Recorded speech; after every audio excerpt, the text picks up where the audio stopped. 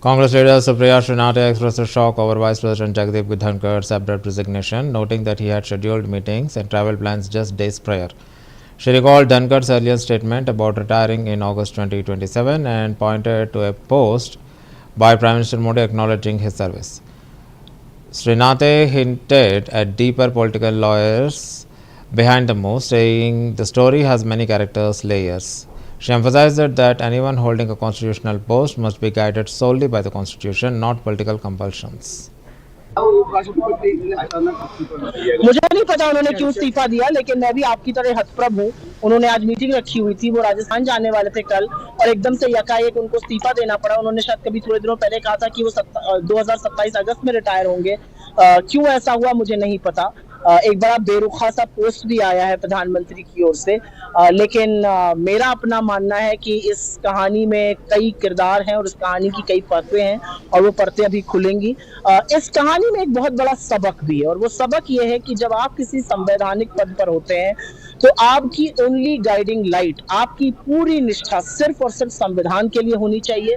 राजनीतिक आकाओं को खुश करने के लिए अगर आप संविधान को परे हटा के काम करते हैं तो उससे किसी का फायदा नहीं होता।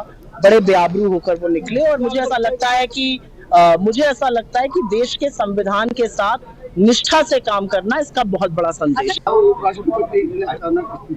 मुझे नहीं पता उन्होंने क्यों इस्तीफा दिया, लेकिन मैं भी आपकी तरह हतप्रभ हूँ। उन्होंने आज मीटिंग रखी हुई थी, वो राजस्थान जाने वाले थे कल, और एकदम से यकायक उनको इस्तीफा देना पड़ा। उन्होंने शायद कभी थोड़े दिनों पहले कहा था कि वो 2027 अगस्त में रिटायर होंगे। क्यों ऐसा हुआ मुझे नहीं पता। एक बड़ा बेरुखा सा पोस्ट भी आया है प्रधानमंत्री की ओर से, लेकिन मेरा अपना मानना है कि इस कहानी में कई किरदार हैं और इस कहानी की कई परतें हैं और वो परतें अभी खुलेंगी। इस कहानी में एक बहुत बड़ा सबक भी है, और वो सबक ये है कि जब आप किसी संवैधानिक पद पर होते हैं तो आपकी ओनली गाइडिंग लाइट, आपकी पूरी निष्ठा सिर्फ और सिर्फ संविधान के लिए होनी चाहिए। राजनीतिक आकाओं को खुश करने के लिए अगर आप संविधान को परे हटा के काम करते हैं तो उससे किसी का फायदा नहीं होता। बड़े बेआबरू होकर वो निकले, और मुझे ऐसा लगता है कि देश के संविधान के साथ निष्ठा से काम करना इसका बहुत बड़ा संदेश है। मुझे नहीं पता उन्होंने क्यों इस्तीफा दिया, लेकिन मैं भी आपकी तरह हतप्रभ हूँ।